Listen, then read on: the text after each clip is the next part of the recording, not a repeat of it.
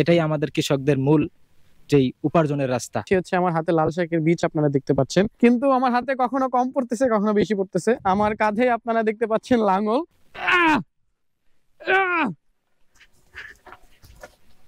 শুয়েই পড়তে হবে ক্ষেতের ভিতরে। A few moments later. আসসালামু আলাইকুম, ইসমি Mohammad Arif and welcome back again. চলে আসলাম আবার আরেকটি নতুন ব্লগ ভিডিও নিয়ে। আজকে যে ব্লগটি হবে এই ব্লগটি একটু ডিফারেন্ট টাইপের হবে, কারণ সবসময় আমি ঢাকাতে ছিলাম, ঢাকার আবহাওয়াতে বড় হয়েছি। আসলে গ্রামে তেমন একটা আসা হয় নাই, খুব কম টাইমে আমি গ্রামে আসতাম। এখন আমি আছি বাংলাদেশের দক্ষিণবঙ্গের রাজবাড়ী জেলার বসন্তপুর ইউনিয়নের উদয়পুর গ্রামে। আজকে আমি এই ভিডিওতে চেষ্টা করব কৃষকরা কিভাবে তাদের জমিতে বীজ রোপণ করে থাকেন এবং কিভাবে লাঙ্গল দিয়ে থাকেন। তাই দেরি না করে চলুন সরাসরি যাওয়া যাক ক্ষেতের দিকে। So let's start it. A few moments later. আমি যাচ্ছি হচ্ছে ক্ষেতের দিকে। আমি আসলে ক্ষেতের একেবারে কাছাকাছিতেই ছিলাম। আমি জুতা পরেছিলাম, এখন আমি জুতাটা খুলে নিলাম, যদিও দেখা যাচ্ছে না। আমি হাঁটতেছি ক্ষেতের ভিতর দিয়ে। অলরেডি ওইখানে আমাদের রুমি আপা অলরেডি নাঙ্গল দিচ্ছেন, এবং সাথে রুমির বড় ভাই বলি বা ফ্রেন্ড বলি যিনি আছেন, উনিও লাঙ্গল দিচ্ছেন। আমরা আস্তে আস্তে ক্ষেতের একেবারে মাঝখানের দিকে ঢুকে যাব। আমি এখন ক্ষেতের পাশে আছি। অলরেডি এইখানে যিনি আছেন একবার লাঙ্গল দিয়েছেন, দেখে নেব যে এখানকার বীজগুলো তারা কিভাবে রোপণ করেন। অলরেডি এই ক্ষেতে পেঁয়াজ রোপণ করা হয়ে গিয়েছে। আমরা একটু কথা বলবো এখানে যে পেঁয়াজটি রোপণ করেছেন। আর এটা পেঁয়াজ হচ্ছে আমাদের এইখানের মোটামুটি সব থেকে ভালো যে পেঁয়াজটা পাওয়া যায় কিং পেঁয়াজ বলা হয়। লাল তীরের কিং পেঁয়াজ। জি জি, মানে রাজা না, পেঁয়াজের নামটা দেওয়া হয়েছে। আমাদের এখানে সব থেকে ভালো উৎপাদন হয় এই পেঁয়াজটাই, যার জন্য এইটাই এখানে লাগানো হয়েছে। আপনি দেখতে পাচ্ছেন, আমি দেখাই আপনাকে, এদিকে আসেন।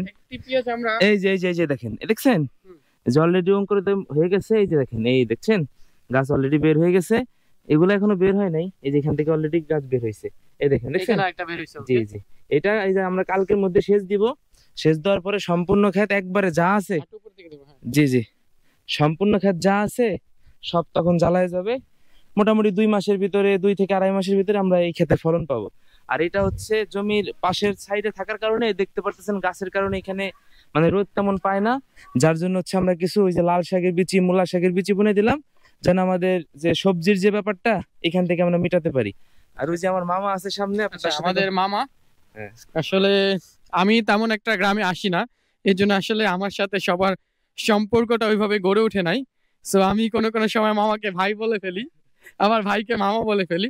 সো আমাদের সাথে এখন আমাদের মামা আছেন যিনি লাঙ্গল দিচ্ছেন ক্ষেতে। আমরা একটু তার সাথে কথা বলবো।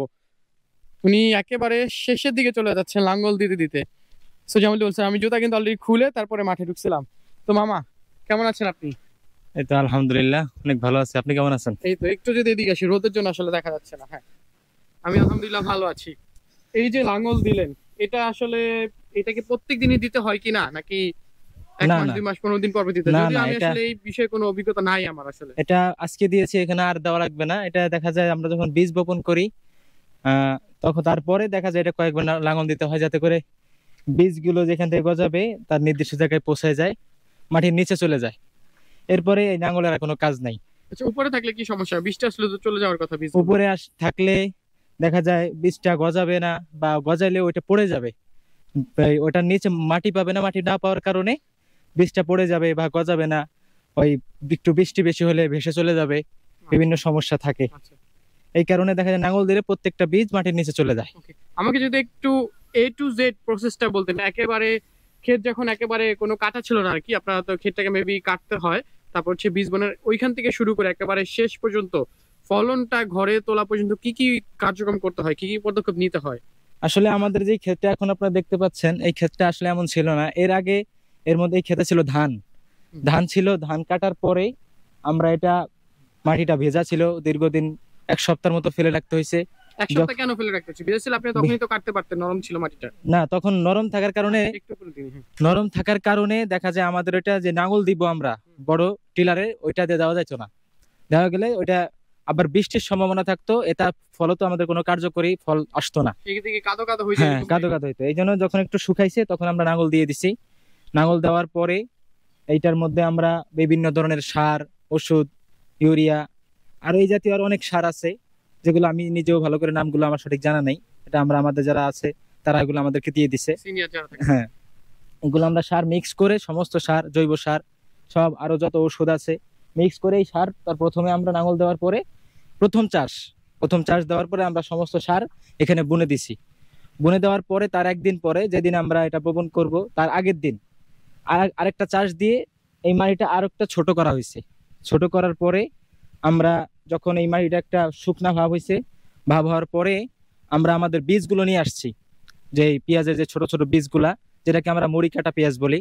এরপরে যেটা আসবে সেটা হালি পেঁয়াজ, যেটা আমরা অধিক পেয়ে থাকি। এই পেঁয়াজটা খুব লম্বা সময় ঘরে থাকে না, এটা মাঠ থেকে উঠে সাথে সাথে বিক্রি করে দিতে হয়।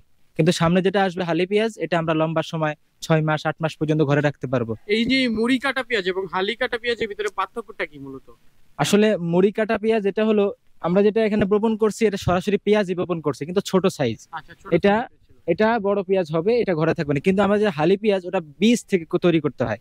বীজ প্রথমে আমরা খেতে ফেলে বীজ থেকে চারা হয়, চারা থেকে চারা উত্তোলন করে যে নির্দিষ্ট যে ক্ষেত আছে সেখানে আমরা আবার ওটা বপন করি। ওইখান থেকে দেখা যায় আমাদের হালি পেঁয়াজ হয়। ওইটা দেখা যায় হালি পেঁয়াজ একেবারে 6 থেকে 8 মাস পর্যন্ত আমরা ঘরে সংরক্ষণ করে আস্তে আস্তে বিক্রি করতে পারি। এটাই আমাদের কৃষকদের মূল যেই উপার্জনের রাস্তা। আমি লাল শাকের বীজ নিয়ে নিয়েছি, হচ্ছে আমার হাতে লাল শাকের বীজ আপনারা দেখতে পাচ্ছেন। এখন আমি এটা ছিটাই দিব। যদিও আমি এর আগে কখনো লাল শাকের বীজ খেতে বুনি নাই বা ছিটাই নাই, কিভাবে করতে আমি জানি না। আমি যতটুকু দেখলাম যে তারা বীজটাকে এইভাবে নিচ্ছে এবং এইভাবে ছড়াচ্ছে, তাই তো? হ্যাঁ, একটু দ্রুত হবে না আস্তে আস্তে হবে? দ্রুত করতে হবে। দ্রুত করলে কি ছড়ায় যাবে বেশি দূরে? ওকে, আমি একটু দেখি কিভাবে করতে হয়, যদিও আমি পারফেক্টলি করতে পারতেছি না। আমার হাত আসলে চলতেছে। রুমি আপা ক্যামেরাম্যান হিসাবে আছে, উনি ধরেছেন ক্যামেরাটি এবং আমি এক হাত দিয়ে ছিটাচ্ছি। আসলে এটাকে বাম হাতে মানে ডান হাতে হবে? ডান হাতেই হবে, বাট একটু অগোছালো হয়ে গেল না? তো দেখেন, আমি একটা জিনিস চিন্তা করেন, আমাদের কৃষক ভাইরা তারা কতটুকু পরিশ্রম করে প্রত্যেক দিন। আমি এখানে মেবি 1 মিনিটের মতো ছিটাইছি, তাতেই মনে হচ্ছে যে আমার হাত চলতেছে না। কারণ এইভাবে যে কিভাবে নাড়ায় আমি আসলে জানি না। আমি আসলে অল্প একটু বীজ নিয়েছিলাম, কারণ যেহেতু জানি না সেক্ষেত্রে নষ্ট করা যাবে না। অ্যাকচুয়ালি আমরা যারা ঢাকাতে থাকি তারা মনে করি যে আসলে কৃষি কাজটা করা একেবারে ইজি, কিন্তু যদি আসলে আপনি মাঠে চলে আসেন, যদি আপনি একেবারে এসে কৃষক ভাইদের সাথে কাজ করেন, আসলে আমি কৃষক ভাই বলবো না, যদি আপনি মাঠে এসে আমাদের ভাইদের সাথে কাজ করেন তাহলে বুঝতে পারবেন যে আসলে এই কৃষি কাজটা কতটুকু কঠিন। তবে আমার কাছে বীজ বোনাতে একটু ইজি মনে হচ্ছে। আমি এখন বীজ বুনলাম, এখন চলে যাব হচ্ছে গিয়ে লাঙ্গল দিব খেতে, দেখি লাঙ্গল আসলে কিভাবে দেয়, কতটুকু ইজি নাকি কষ্ট। ও, আমি শিখে গেছি অলরেডি। হ্যাঁ, কিন্তু আমার হাতে কখনো কম পড়তেছে, কখনো বেশি পড়তেছে। যেমনটি বলতেছিলাম, অবশেষে আমি লাঙ্গলটিকে খুঁজে বের করতে সক্ষম হয়েছি। আসলে আমাদের যে মামা, উনি এটিকে ক্ষেতের এক কর্নারে নিয়ে চলে আসছিল। এখন হচ্ছে আমি লাঙ্গলটি কাঁধে করে নিয়ে যাব। এইভাবে ধরবো? এটা পিছনে যাবে? ও মাই গড, একটু হলে পায়ে ঢুকতো। এই হচ্ছে আমাদের লাঙ্গল। আমরা লাঙ্গল নিয়ে খেতে ঢুকতেছি আস্তে আস্তে। আমার কাঁধে আপনারা দেখতে পাচ্ছেন লাঙ্গল। মামা যেটা বলতেছিল যে লাঙ্গলটি দিয়ে হচ্ছে মূলত বীজটিকে আরো গভীরে ঢুকানোর জন্য, আর কি আরো গভীরে জানি বীজটি চলে যায়, তার জন্য লাঙ্গলটি ইউজ করা হয়। আমরা এইখান থেকে, তাই তো, এটিকে একটু ডাবাইতে হবে, একেবারে বেশি ডাবাইতে হবে? হালকা নাকি এরকম ডাবাবো? এরকম? ওকে, হালকা। সো আমরা হচ্ছে এইভাবে টান দিব এটিকে। মাই গড, 2 হাত দিয়ে! ভাই আমি সত্যি পারতাছি না। এমনি টান দিব? ও মাই গড, এটা আটকে গেছে। এইভাবে ভাত খাইতে হবে বাসায় গিয়ে।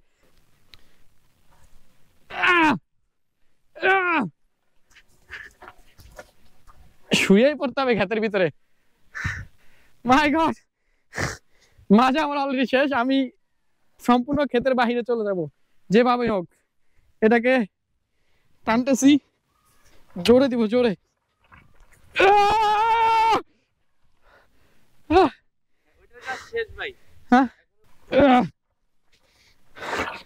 I am sorry surrender. আমি আর পারতেছি না, আমি এখন লাঙলটাকে রেখে দিব। এখন হচ্ছে আরো একটি কাজ বাকি রয়ে গেছে, মই দিতে হবে, তাই তো? ওকে, এই জিনিসটা আমি একটু জানি, কারণ আমি দেখেছি এর আগে হচ্ছে গরু দিয়ে আগে করা হইতো, তাই তো? গরু ছাগল দিয়ে করা হইতো। সো এখন এখন এখন এখন গরু ছাগল দিয়ে কেন করা হচ্ছে না? গরু দিয়ে করা না, ছাগল দিয়ে করা হয়েছে। ছাগল দিয়ে না, শুধুমাত্র গরু দিয়ে করা হইতো, মহিষ। তাহলে এখন কেন করা হচ্ছে না? গরু এখন দেশে নাই, মহিষ নাই। দেশে মহিষ নাই, গরু নাই, সবাই যত্নে থাকে তো এদেরকে ঘর থেকে বের করা হয় না। বের করা হয় না। গৃহপালিত পশুকে আমরা অনেক আদর যত্ন করি। এটা তেমন একটা ভার নাই, মাটি নিচে ডাবতেছে না, সে উপরে থাকে। এর জন্য আমি আসলে এটাকে ইজিলি টানতে পারতেছি, আমার কাছে তেমন একটা কঠিন মনে হচ্ছে না। এটা আসলে ইজি, আই থিঙ্ক এটা যে কোনো মানুষই পারবে, সে হোক মেয়ে সে হোক ছেলে, যে কোনো মানুষই এটাকে ইজিলি ভাবে টানতে পারবে। যাই হোক, চাচ্ছি না ভিডিওটাকে আর বড় করব, ভিডিওটাকে এখানে শেষ করে দিচ্ছি। দেখা হবে অন্য কোনো ব্লগে। ততক্ষণ পর্যন্ত ভালো থাকবেন, সুস্থ থাকবেন এবং আমার জন্য দোয়া করবেন। আসসালামু আলাইকুম, টেক কেয়ার ইয়োরসেলফ। তবে যাওয়ার আগে একটি কথা বলি, যদি আপনি আমার চ্যানেলে নতুন হয়ে থাকেন তাহলে অবশ্যই আমার চ্যানেলটিকে সাবস্ক্রাইব করে রাখবেন। লাইক কমেন্ট শেয়ার তো থাকছেই, এবং এর বাইরে যারা আমার ভিডিওটি ফেসবুকে দেখছেন, যদি আপনি আমার ফেসবুকে নতুন হয়ে থাকেন তাহলে অবশ্যই আমার ফেসবুকটিকে ফলো করে রাখবেন। লাইক কমেন্ট শেয়ার তো থাকছেই। Let's bye bye, see you again.